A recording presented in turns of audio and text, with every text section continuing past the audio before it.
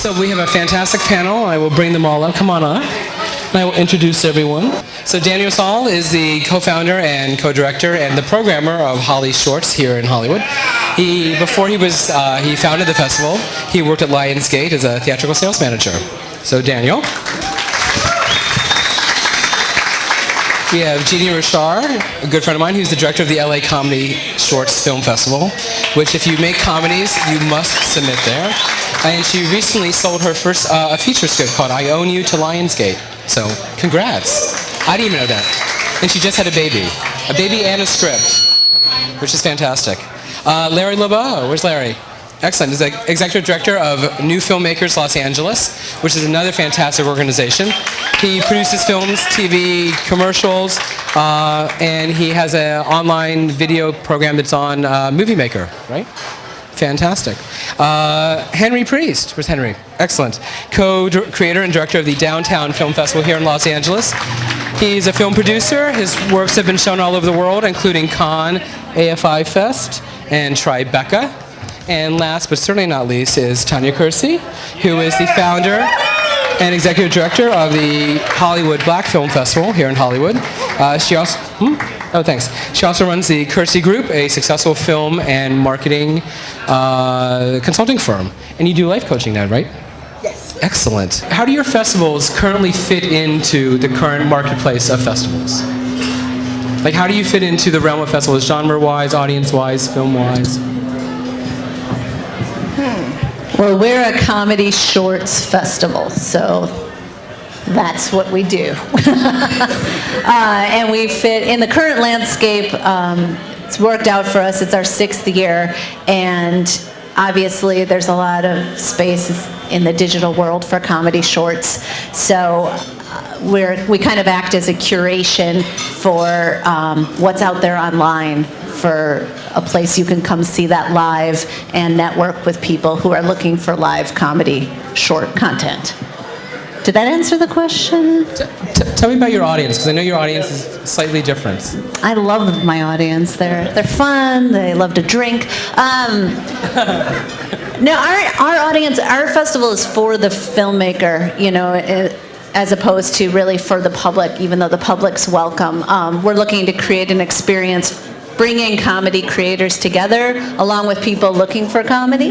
And so it's not about entertaining the community as much as it is about finding the fresh new comedy talent and get them hooked up with the people looking to hire them. And we get a lot of people development deals off of the festival.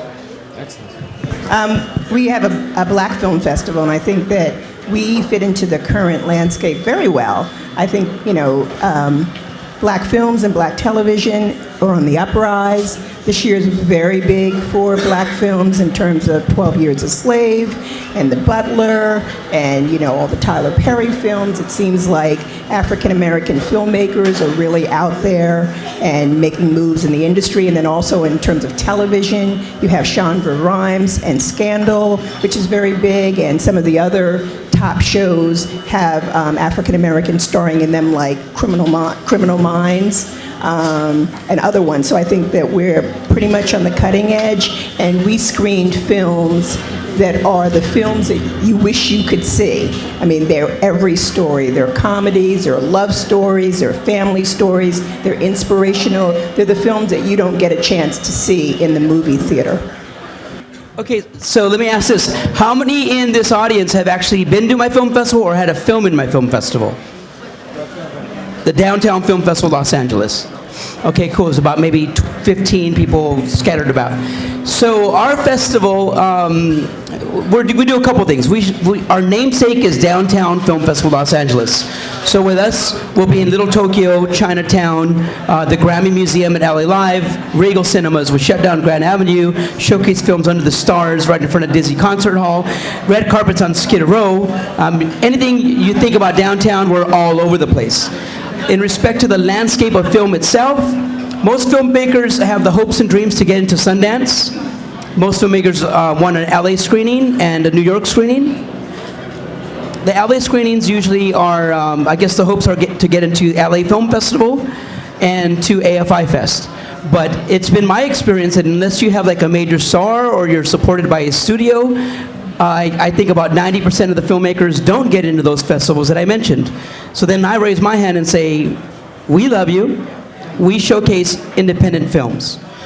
We maybe will show one studio film a year, but that's if it's supported by a studio, if they want to pay for one of the theaters, and we can support their branding and their marketing. But essentially, we really are run by independent filmmakers. I'm a producer myself, and I've had my own films at Tribeca, AFI, and all the majors.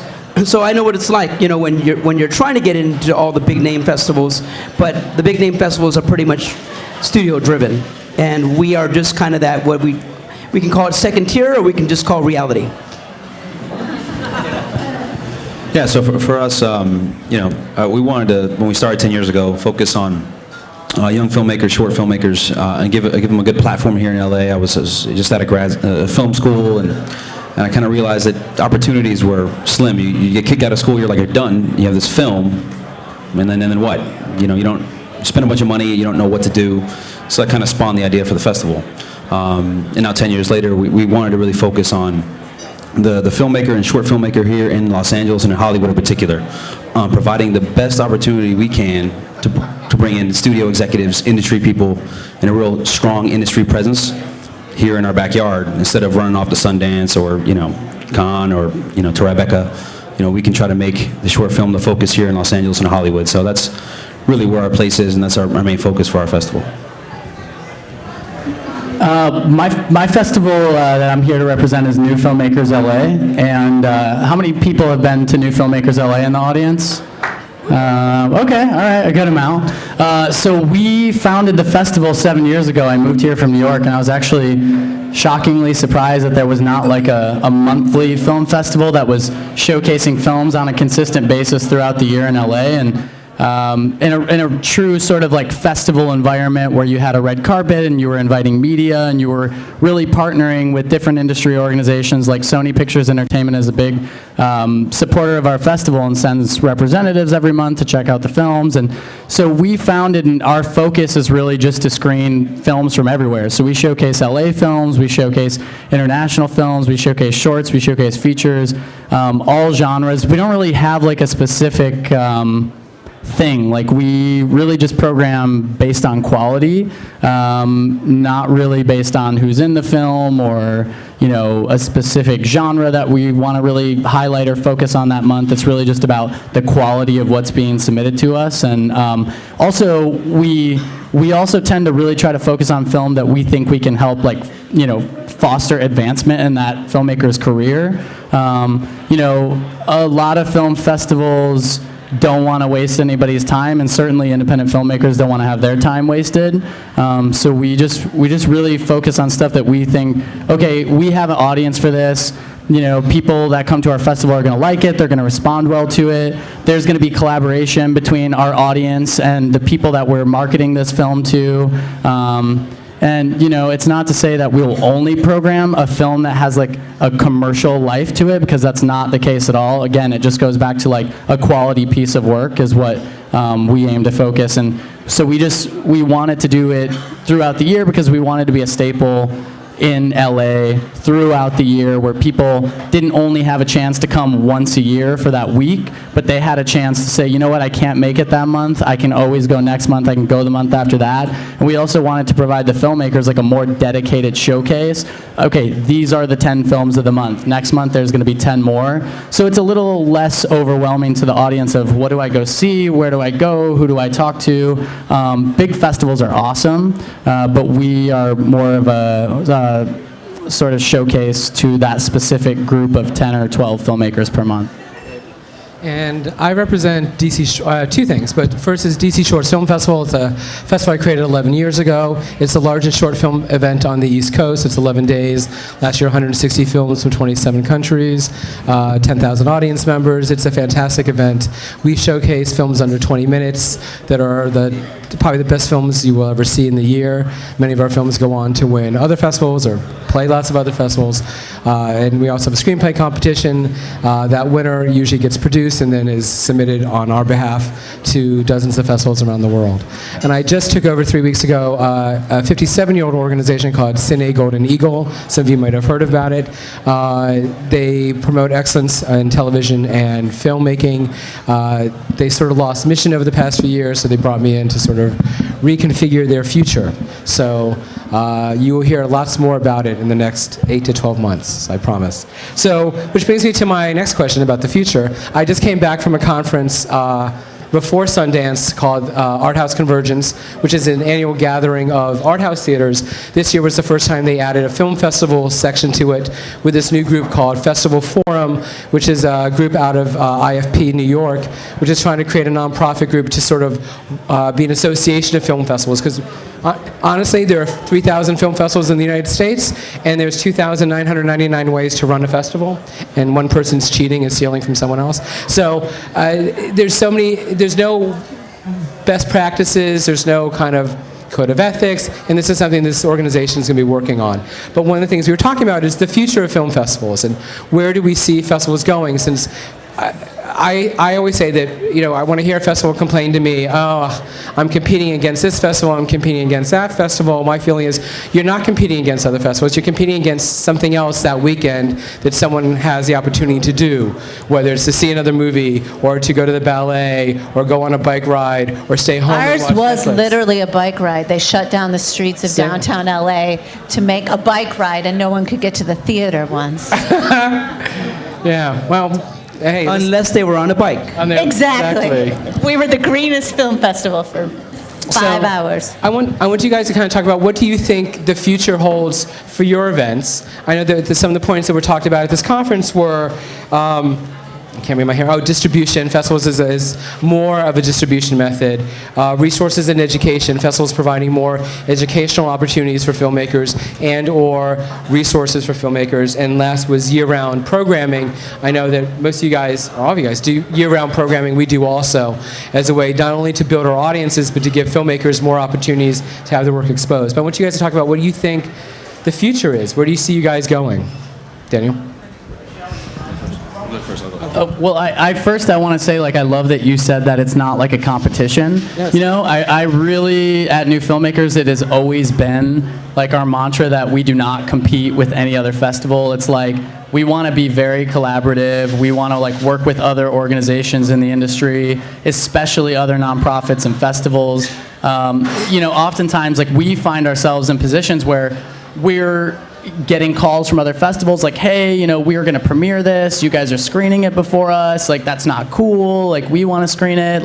We're in, Texas. We're a festival. I won't name the name of the festival. But it's come on, guys.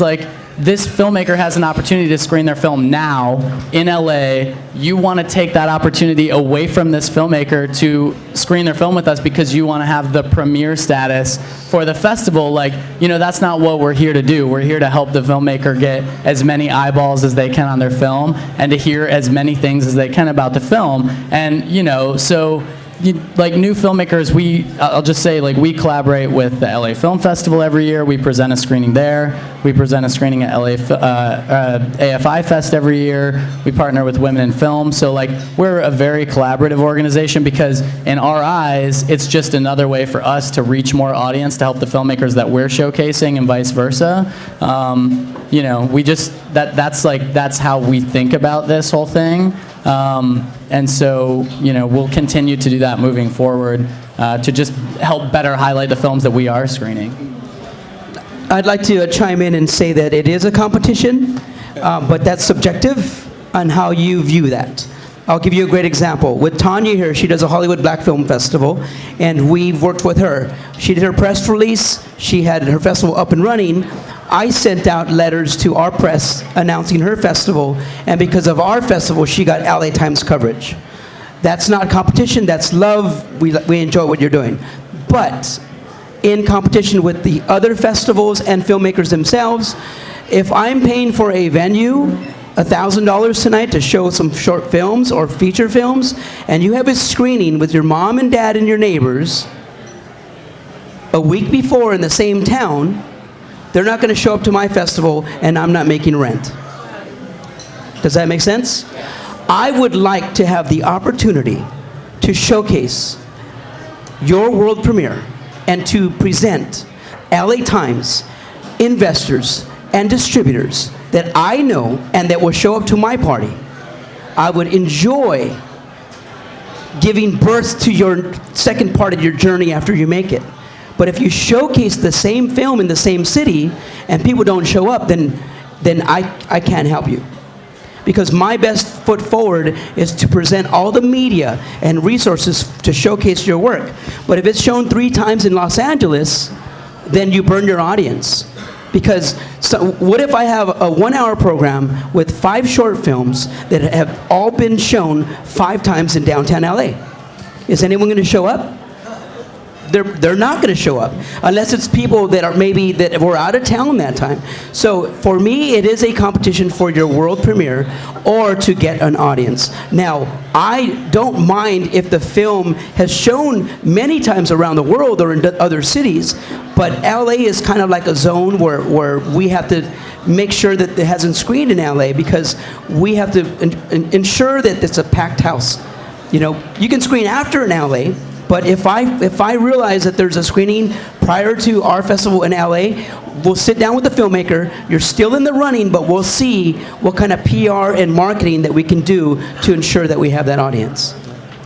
Well, then it just really depends on the festival, because then when we started our festival 6 years ago, LA Comedy Shorts, we thought it mattered for us to have premieres, and we realized for our festival, for whatever reason, it doesn't matter. So we don't have that restriction. If it mattered, I would have it, but for us, people aren't usually coming to see a specific film. They're coming to see comedy, and they're coming to the whole day of blocks. I mean, we're very fortunate in that when people come, you know, they stay for several blocks, and they're not as focused on the individual film, which is good for you as the filmmaker because you don't want them coming to see someone else's film and then sneaking out of the theater. So I don't know why, but for us, it hasn't mattered. So we don't put emphasis on premiere status unless we're talking to the press, because press does like that. But usually when we talk to the press, it's a little bit less about the individual films because we have about 80 films and just more about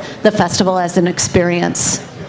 And I'm going to say for us, I agree with Henry, it does matter for films in LA. So if you've screened at Pan-African, which is the other big black film festival here in Los Angeles, chances are that's going to lessen the likelihood of you getting into our festival just because it's a smaller universe. So if you've screened there and then you come to us, that's going to make it more difficult for you. There are about 4 large black film festivals in the U.S. One's here in LA with us, and then there is Urban World in New York, and now there's American Black in New York. We don't really worry too much about them because the audience for their film festivals totally different from us. You know, we're here in Hollywood. Hollywood's in our backyard. That means we're going to get studio people, distributors. They don't have to travel. And let's be real, you know, to go to a black film festival in New York, it's got about 30 films that they know is not going to get theatrical distribution. It's a tough sell.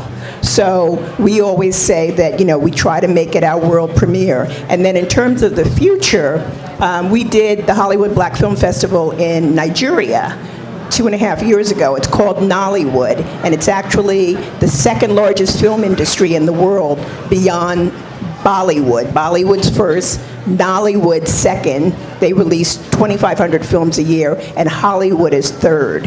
And so we realized that there are black filmmakers throughout the diaspora. So we started a film diaspora sidebar to highlight the works of black filmmakers. And if you notice, the guy who did 12 Years a Slave, a lot of the black filmmakers and actors that are really big right now are British, and they're Nigerian-born living in Great Britain. If you think of actors, if you think of filmmakers, Chiwetel and Idris and all of them, they're not American. So we realized very quickly that the universe is global, and we really need to reach out to those filmmakers, and their stories are amazing. You know, their stories just like ours, but they take place in another continent, and the backdrop is different, but they're beautiful stories. So that's how we're kind of planning for the future, and we're going to do something in South Africa at the end of this year, and then back to Nigeria.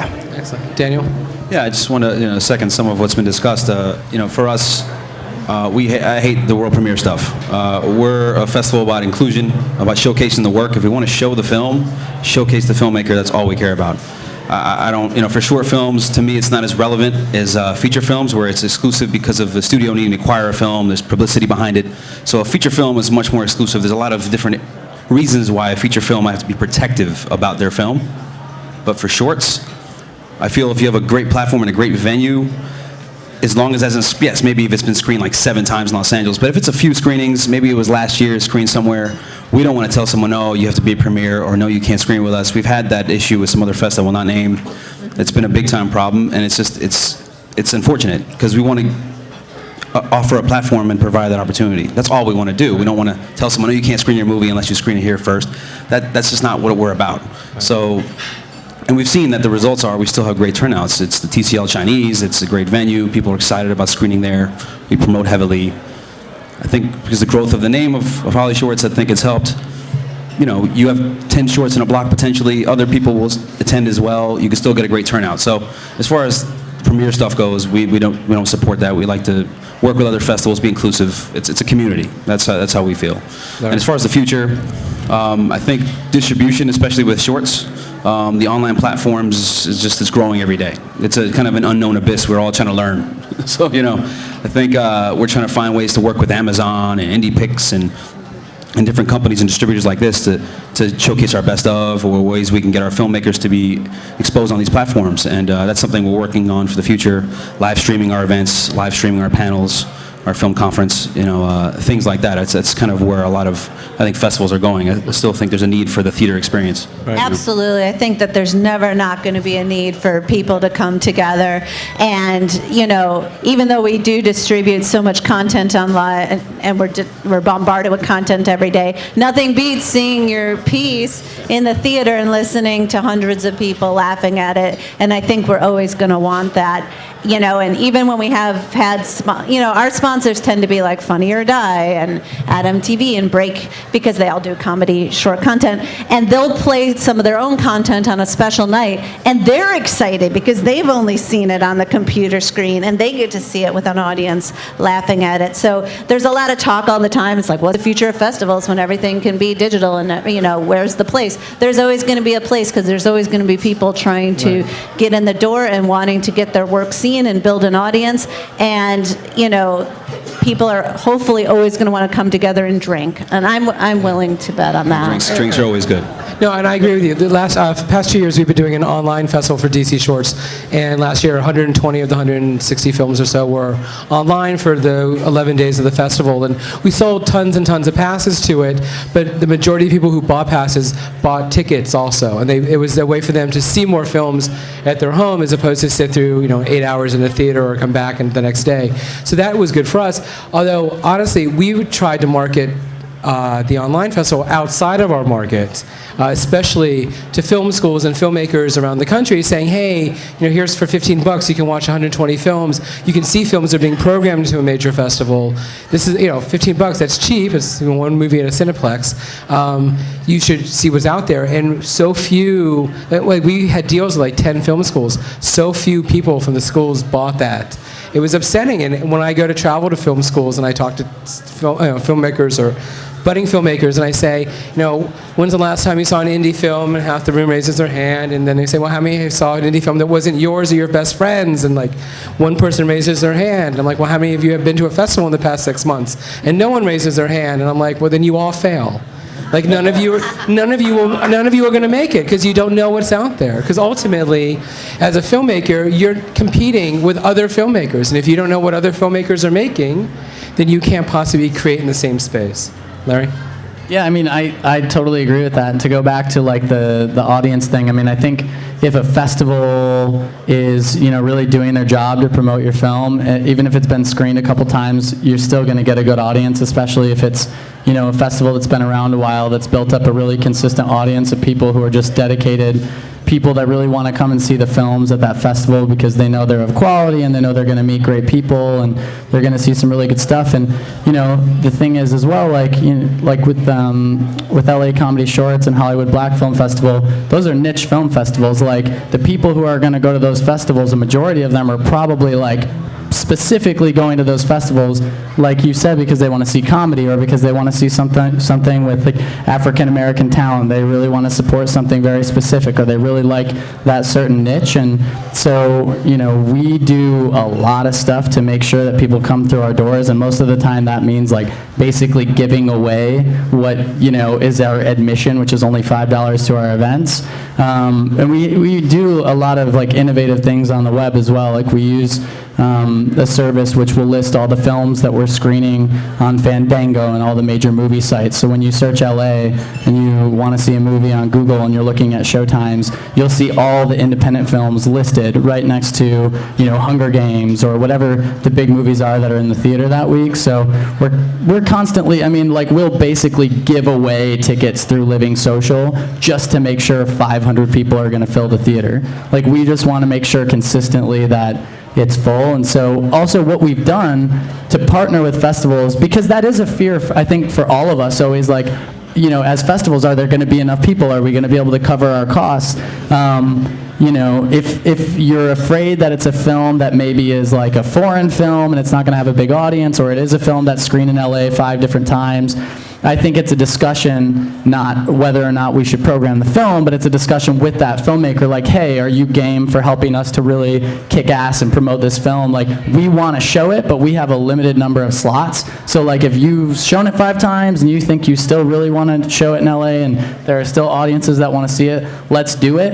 And when other festivals call us, and there are other festivals in LA that say, hey, you can't screen this film, we're like, how about we give you a free newsletter blast to 56,000 of our people for your festival, and how about we do this, and how about we do that? And they're like, oh, okay, yeah, like, we'll do it. You can screen the film, because really, like, they're just afraid that they're not going to be able to sell out the screening. They're not going to be able to cover the cost of the festival because they're going to lose those ticket sales. So, I think it's just a question of us all being collaborative to really do what's best for the filmmakers, and ultimately, I think it's getting filmmakers in as many festivals as they can get in. So before I open it up for questions, I have one more question, which is, as festivals are evolving, and we're changing all the time, we're becoming more year-round programming, we're more online, more feedback for filmmakers, what can filmmakers do to kind of work with that evolution? What should they know about how we're evolving, and what can they do to better work in that system? Well, I think something that's really interesting, like you can go online right now and you could go to like a SEO or a website ranking site on Google, and you can type in NBC.com or CBS.com, and you might find that like CBS.com or NBC have they're the 1,000th most visited website in the world. And then you can type in dailymotion.com, and they're the 100th most video website in the world that gets views.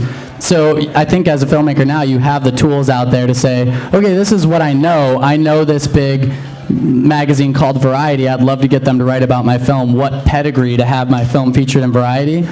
But hey, you know what? There might be an online blog that actually gets more online viewership than Variety. So what do you want? Do you want the pedigree, or do you want the views? Do you want people to really see your content? I'm not knocking Variety. It's awesome. You should all read Variety. But like, it just depends on what your focus is. There are so many tools online now, but you just have to really think about what you're doing. Like, every day is a festival, and I know this probably happens to all of you. Every day there is a company that contacts all of you, and they're like, hey, we're a new online distribution site, and blah, blah, blah, blah. And I'm always like, this is awesome, because we want to have as many things as we can to help support filmmakers, but how are you going to compete with Amazon? Like, where are your views coming from? You have this platform, but how are you going to attract people to come to this website? Well, we're going to put videos up. Okay, you're going to put 100 videos up, but like, how are you going to compete with YouTube? Like, how are you going to compete with anything else that's out there? So I think you just have to do research and know your strategy for what you want to do with your film.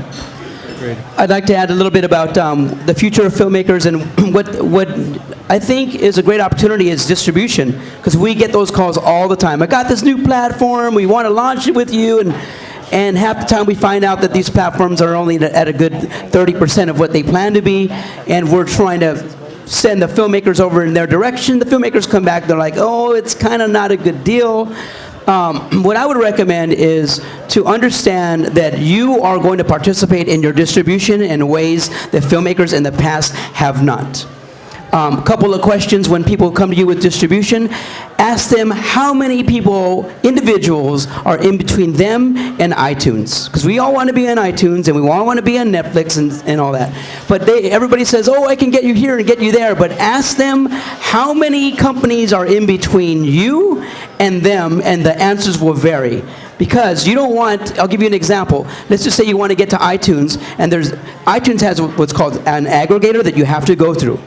And that aggregator has people that send them films. So it may be company A to company B to company C to company D to company E to company all the way through Z, and then iTunes. And everybody's taking a piece from what iTunes delivers back. So as a filmmaker, the number one thing of advice I can tell you is learn to ask that one question. And that's going to help you when you make your sales because you're going to get hit up by all these aggregators. Changing the topic to pedigree. You can show a film at My Mother Liked It Film Festival, where your mom and dad and everyone's going to enjoy it because they love you, and that's awesome. But I'll give you one concrete example of those that like to premiere at bigger festivals. I myself had a film at Tribeca Film Festival. I was physically at another conference for a weekend. I got an email, and it was a producer from Sony. Hey, Mr. Priest, I'm in New York. I just saw your film at Tribeca. Would you like to take a meeting next week in Los Angeles? Now that was an example of a big festival that has people there that can write checks and get you distribution and change your career, saw my film, looked in the credits, and contacted me. So there's a difference. You can show it all over town, and that's awesome. It's beautiful. Congratulations that you're getting the audience. But it does say something when you have that branding of Sundance and Tribeca and AFI. It says something, even to distributors. If a distributor says, I got a film from Sundance and I got a film from My Mom Liked It Film Festival, sales are going to be different. Well, I would agree with that, but I would also say that if you're making a film in hopes of getting into one of the big ones, Tribeca, Sundance, South by, whatever, that you need to make those types of films. Sundance has a very specific type of film they're looking for. If you look at the catalog this year, they're all basically the same feel and genre. They're very similar films. If yours is completely out of the box, they're not even going to consider it. And this year I think Sundance had 12,000 entries and 120 acceptances. It was like you have a better chance of having fraternal twins naturally than you do of getting into Sundance. And so, Not if you're a man, John. Well, actually, I might have a better chance of having twins myself than getting into Sundance. But it's so difficult to get into those festivals, and it's not just about how good your film is. It's about those especially. It's who you know and who's attached to your film. And most of those deals are done. I mean, so in this book I have, it's interviews with 16 festival directors around the world, including SIF and Sundance and some other big ones, and they talk quite frankly about how it's programmed, and many films are watched for a few seconds, and that's about all they can handle, and that's it. It's gone because they know this would never be a Sundance film. So why you spend? For me, I say to filmmakers when I consult, you need to do the research. You need to find festivals that play the types of films you make. If you make a slasher film, you need to find festivals that feature slasher films. If you try to get into a festival that's never shown a slasher film, you're not going to get in. It doesn't matter how brilliant it is. Those festivals, that's just not their thing. It's not their programming strategy. So it's something that you really have to think about it when you're doing your research. And my feeling is you should be thinking about this as you're writing, or even before you're writing. Who is your film for? What festivals do you think this will be for? What is the market for my film? Then you can write a much better, much more focused product. I mean, it's really your strategy, and it goes all the way back to the pre-production. I mean, even the writing of your entire script and the casting of your movie before you do it. Get into Sundance, and 99% of the time, if you don't have a celebrity in your film, you're not getting distribution anyway. So, who's going to sell the film? Sundance not going to sell your film. The celebrity is going to sell the film when the distributor puts it on the shelves, So it's like, you can get into a big festival, and that is awesome, and you probably get really good representation from it, which is, I think, probably 75% of the best thing that filmmakers get from a really big festival is a really great agent who gets them a lot of really great meetings. But if you want to sell your film commercially, then you should probably think about what relationships you have that you can utilize in casting somebody that you know who's at least mildly, known in the industry as your cast, or attaching, a well-known producer to the project, or just, putting some name behind it, because I hate saying that goes a long way, but it does. Like, that's really what's important. Jeannie? Well, I strongly believe that short films are not to make money per se via distribution or something, just because I've never seen that work out. Once in a while you'll have obviously a YouTube video that goes viral, and then you'll see those same people trying to recreate that, and a lot of times they just have the one YouTube video. And then there are the people who make money on YouTube, and those people are spending 80 hours a week. That's what they do. They make YouTube videos, and it's a different kind of thing, obviously. But where you can make money, it's your calling card. It's how you show what you can do. Our first short that we started our festival, Gary and I, because we had a short comedy film that was touring around, and we didn't feel like there was the right festival for it, so we started the festival. And then 6 years later, we sold it to Lionsgate this last fall as a feature script, but it took 6 years, but I finally made money off of it. And I did a raunchy rap video when I was pregnant the first time and got hired off by Disney. That doesn't make sense, but I made money off of it. But I didn't make money for the film, and I never will. I mean, even with over 1 million hits, we've gotten like $300 because we don't have a good YouTube deal. Right. So for short films, I would not even worry about distribution. So what I think you should do year-round, because we don't do year-round programming only because we're just stretched so thin and we're doing other jobs. But, spend that year, make lots of content, see what hits with people, see what people pass to their friends, or what they just watch because they're related to you, and then hone it all year round, get your absolute best stuff, and then send that stuff in. Tanya? And I think for Black filmmakers or Latino filmmakers or Asian American filmmakers, you really have to think and look at the box office and be really realistic. I think, every year there may be 10, 12 Black films. How many Latino films are there actually released? And so when you're going into this process of making a film and looking for distribution, you really have to plan not theatrical.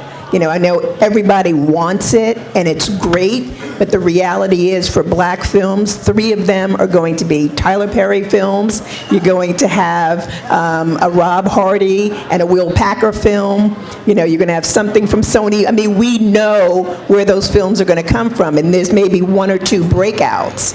And so the filmmaker really has to figure out, how am I going to make my money back from this film without theatrical? And then the shelves are really getting stacked, and it's hard to get on shelves now, DVD space, and now people are online streaming. So you really have to be very progressive, out of the box thinking in terms of how you're going to distribute the film, and think in terms of television, breaking it down into 22-minute segments. There's so much cable out there. There's so many opportunities to get it there. Think of, streaming it from your own website, which means building up your social media so that you have enough eyeballs. But I think the reality is for filmmakers of color, like I said, not just Black filmmakers, but Asian and Latino, and films that fit into those genres really have to think out of the box in terms of how they're going to make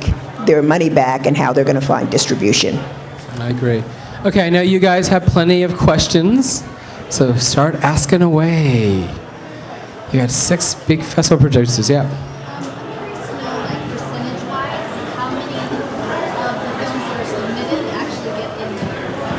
Okay, so we want to know the percentages of films submitted to films accepted. For us, it's between 5 and 10%. Yeah, last year it was about 8%.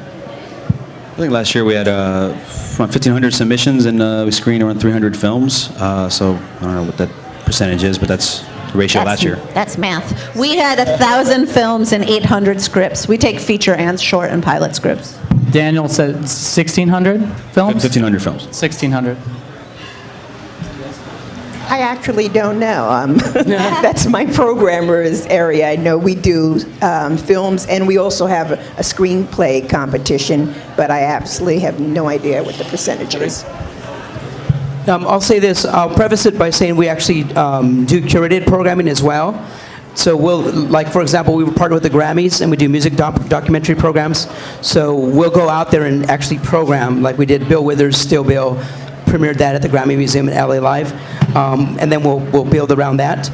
But as far as like just general submissions, it depends every year because sometimes we have like a strong horror, but we don't do a horror program, or we'll have like a strong comedy. It depends on what comes in, and that dictates. And whatever we see is really going to look like a good program. We'll add like two comedy programs if we see it. So it fluctuates between 10 to 20%.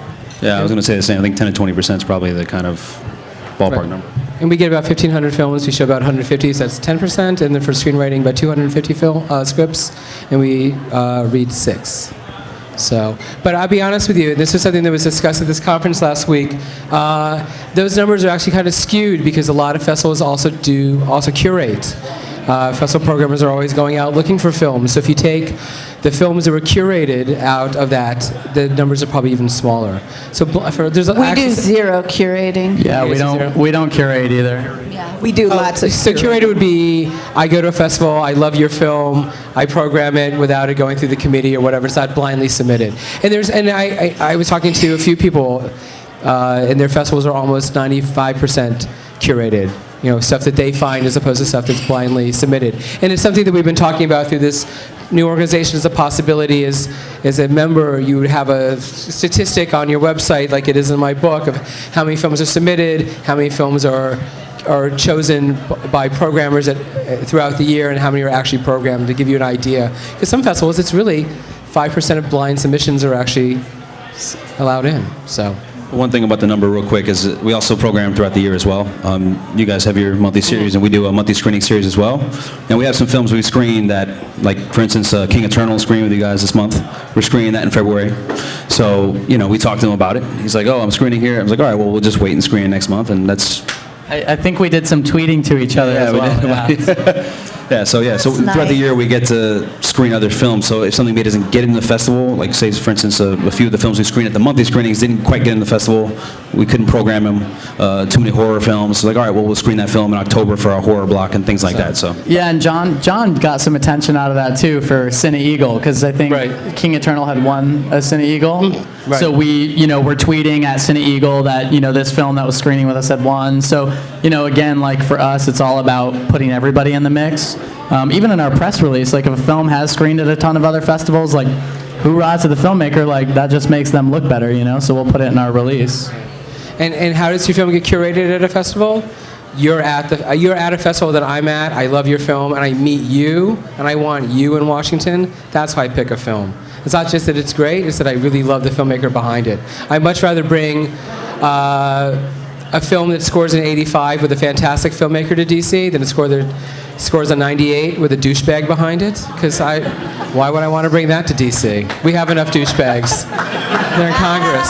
So, but that's something to think about. That's something that festivals are always thinking about also. Yeah, it is really important because a lot of the people who come to our festival, they come because of the chance to talk to the filmmakers and sort of like create relationships with the filmmakers. So it is important that you have filmmakers who do want to be there, Yeah, mainly Daniel, and everybody else wants to answer this. We just shot a short, and it's like a love story. It's romance. Does that fit into any of your film festivals, or is that something that's like off? Oh, well, certainly. Well, I mean, at least for myself, I'll speak for our fest. Obviously, I mentioned the number. We screen a lot of films. Last year we're 8 days. This year we're coming up, right? We're going to be 10 days this year. So we're a 10-day festival now. So obviously a lot of room for programming. We have a romance block. We'll do horror. We'd like to do certain blocks by genre. Now that we have theme blocks. Now that we have so many programs and so many films, over the years we've started to do that. So we do have a romance program. But let me also preface that by saying it depends on what we get. Like you mentioned before, like if you just through the submission process. Sometimes one year we had a slew of films from France and they were incredible. So like, well, okay, we have these amazing French films. Well, let's talk to the embassy and let's see if we can get them involved and do a cool French block. We wanted to program the films because they were great anyway. Right. And let's make this kind of work into a cool theme and bring in the embassy and promote it and things like that. So sometimes programming takes on a life of its own based on the quality of films and where they're from and what kind of genre you get. We've had years of some really great like coming of age stories. Just a slew of these, it's weird how every year there's like a different type of There is genre. always a theme that comes out. It's There's so always weird. a zeitgeist, yes. It's odd. So so there is a place for romance films certainly, and certainly genre films as well. And actually in February we're doing in our February screening sort of Valentine's Day romance kind of theme to one of the blocks. See, you're lucky. One year we just got tons of poop films. Poop, poop, poop. So, We programmed some of them. No, I agree, and I can't say this enough, that programmers are not only looking for the best films. We would like to say we only show the best films, but we're showing the best films that we can find or are sent to us that meet our audience's needs or what we think our audience needs, that fit within the zeitgeist of whatever film subject is up that big that year. Like one year it's all poop films, another year it's all romance films. One year I had 24 films sent to me about runaway brides. I don't know what the hell was in the water that year. Okay, and so we're trying to fit within that. We're trying to fit in with time constraints. And we're also trying to fit in what plays with one another. You might have a fabulous film, but I have nothing to put it with. So I can't really program your film because it's going to be this island among everything else. So these are all considerations programmers are thinking about when they're programming. It's not just, wow, these are the best 10 films, I'm going to show them. But, okay, so these are my top 20, I can show 7.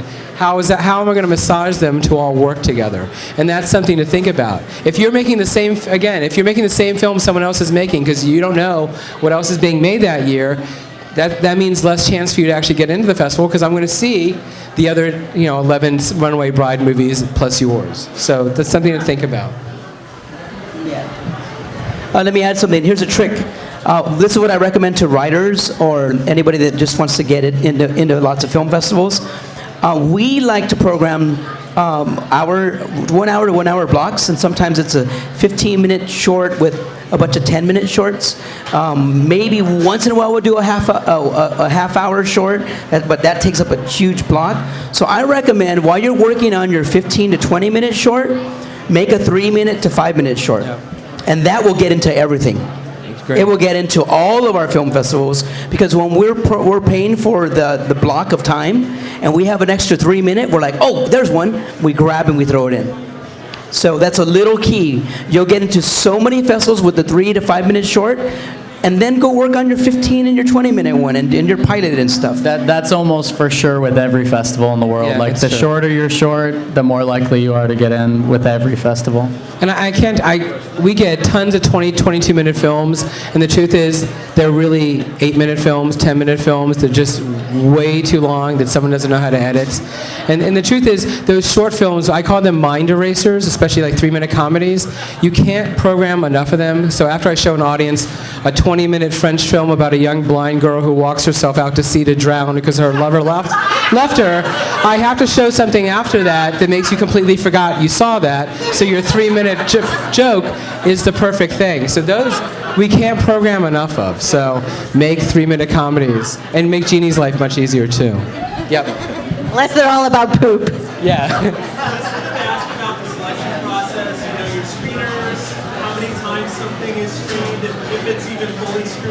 Okay, so the question is about selection process, how we each screen, if we even watch the entire film, how many people watch a film. I'll start. Well, we have an initial screener team of about 6 to 8 of us that watch every week and watch all the films. We just kind of sit down, order some pizza, some beers, and we're just watching all day. And we're just getting through everything, just try to get through everything in full. We want to see, obviously, as much as possible on those viewing sessions. And it's kind of a round process. So if something we feel has a chance to get programmed, then we put it aside. It's scored a certain score, and it's put aside as far as second round. We connotate that, and then from there, that film as a second viewing. If a film we find doesn't fit the criteria, just is not good enough for whatever reason, whether we do not like the film at all, whether it's the poor script or acting, is poor, whatever the case may be, then the film will get the one viewing, and then that's it if it doesn't make the cut, if the score is too low. So that's kind of sort of our process for the rounds, first few rounds. And we have about 10 people who screen our films, and no, we don't watch all of them all the way through, because sometimes you see a film and within a couple of minutes you just know right off the bat that it's just not going to work. So I think the films that are really on the bubble are great because we get to watch them all the way through, and then that's where the time comes in with the shorts, because like they said, the shorter your short, the better chance you have in getting in. We get probably 80% of our films are 20 minutes of the shorts. Can't program those. And also for documentaries, can't program a 2-hour documentary.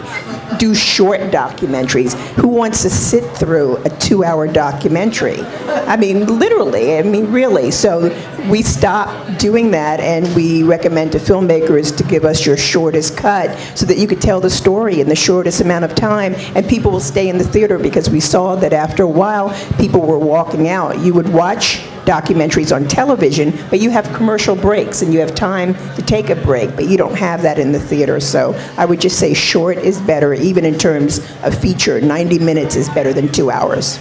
Larry? Our process is very similar to Daniel's. We have 6 programmers at any given time, might fluctuate by 1 or 2.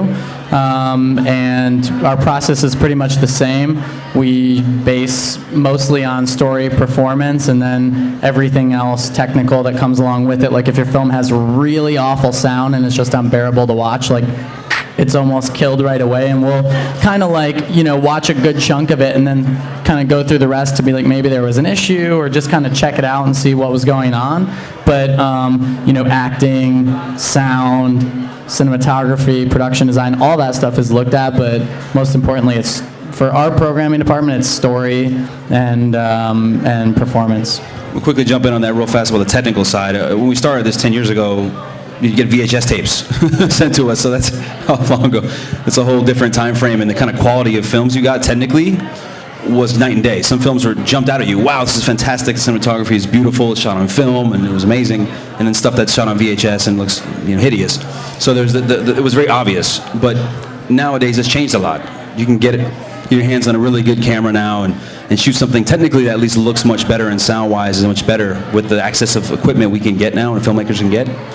So it's kind of less excusable to have something technically poor nowadays, I feel like. Henry? With us in respect to our programming, previously we were the Silver Lake Film Festival. Does anybody remember the Silver Lake Festival? For 10 years, we were really big. We moved to downtown LA because we wanted more of the corporate branding, and there was a renaissance happening in downtown LA, and we partnered with 80 businesses now in downtown LA, so it's been a good move for us.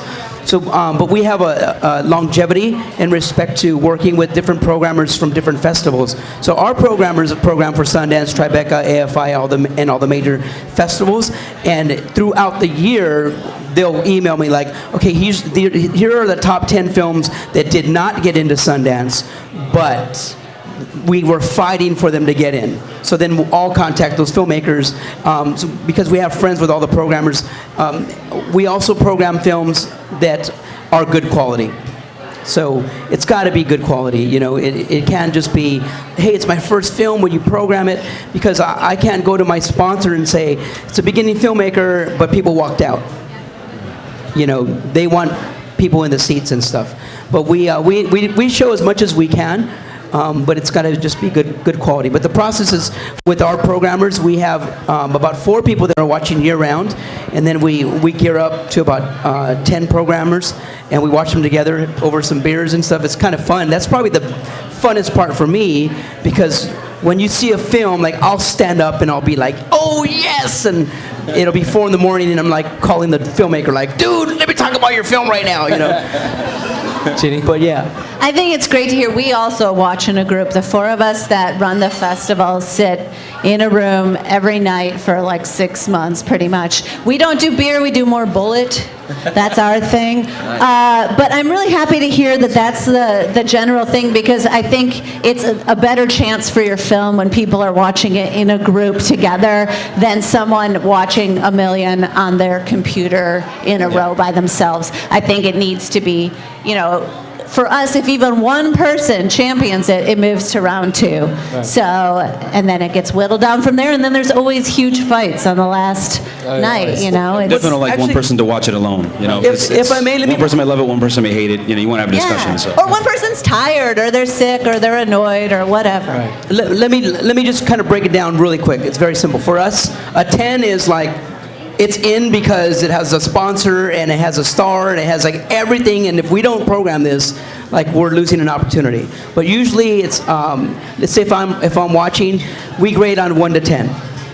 A 5 is like, probably not, but unless somebody else can bump it up to a 7 and argue with that to a 7. But usually it's between 5 and 10 is where we fluctuate. Nobody really gives a 9 or a 10 unless you like absolutely are gonna like get into an arm wrestle over the film. But a 7 and a 6 is kind of where that range is. But all my programmers know that if you're going to give it a 7, then at least the 7 is going to get seen one more time by another programmer. So at a 7, you're saying, I want to hand it over to one more programmer, hoping that programmer gives it a 7 as well. Does that make sense? Yeah. That's how we do our numbers. If there's a 7, it gets handed off. Okay, and ours is completely different than everyone else's, and there's actually 14 others that are discussed in detail in the book, which I have 5 copies left, and they're $15. Anyway, thank you very much. So, cash or credit.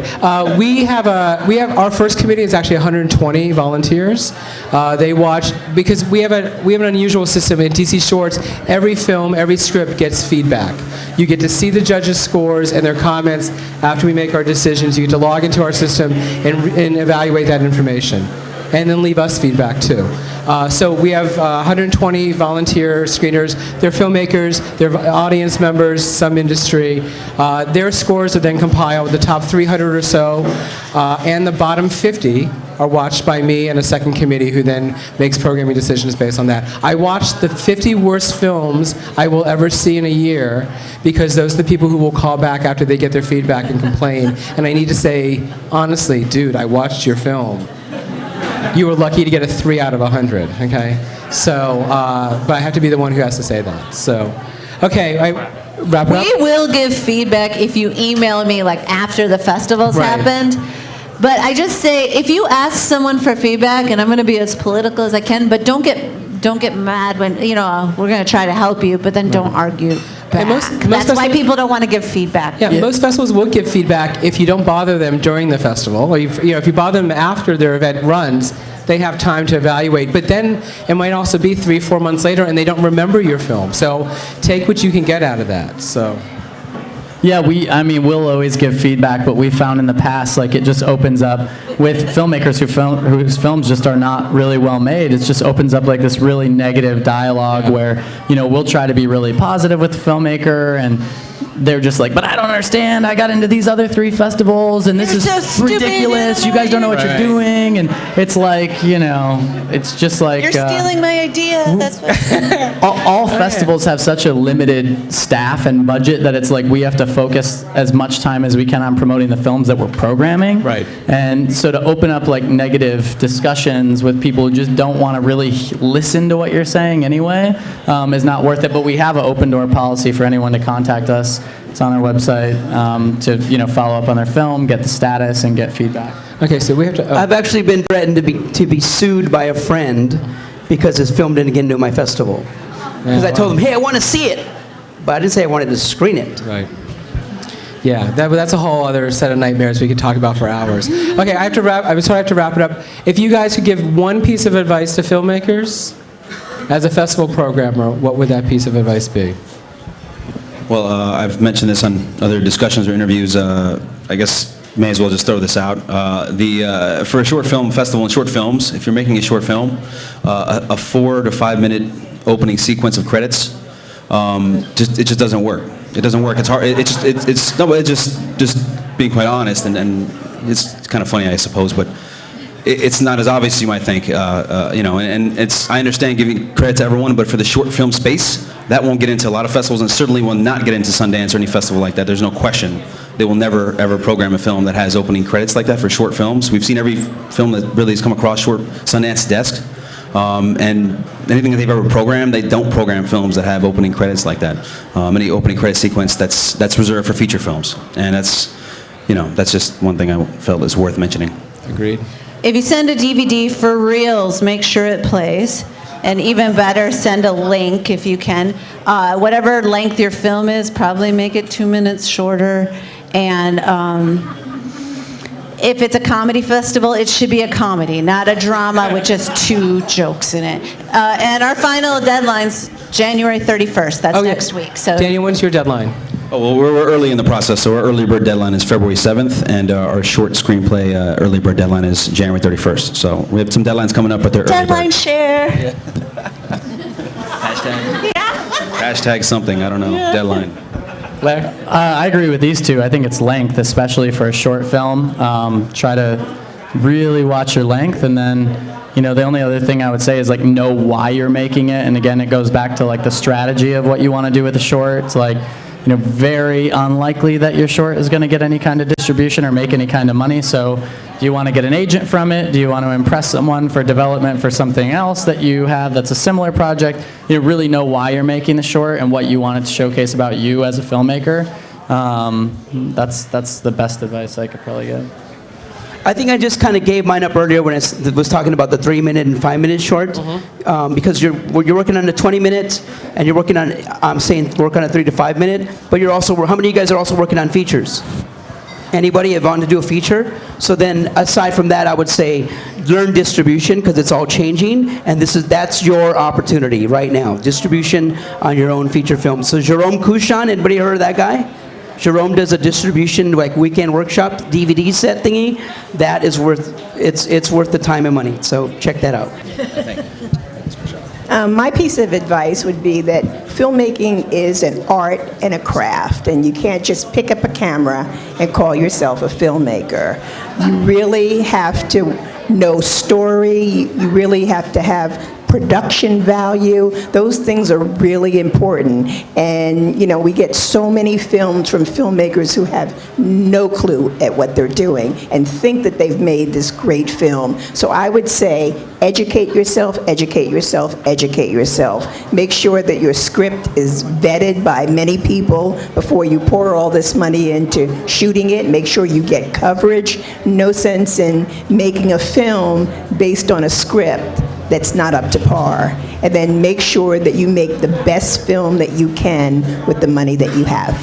Good. And my last piece of advice would be, if I wasn't afraid of needles, I would get this tattooed, but I am. So there's a festival for every film, but your film is not for every festival. And when you finally understand what that really means, you have great success. And it means you need to do the research to figure out where your film actually fits. There are festivals for your film. There are festivals that are not for your film. Sundance is probably not for your film.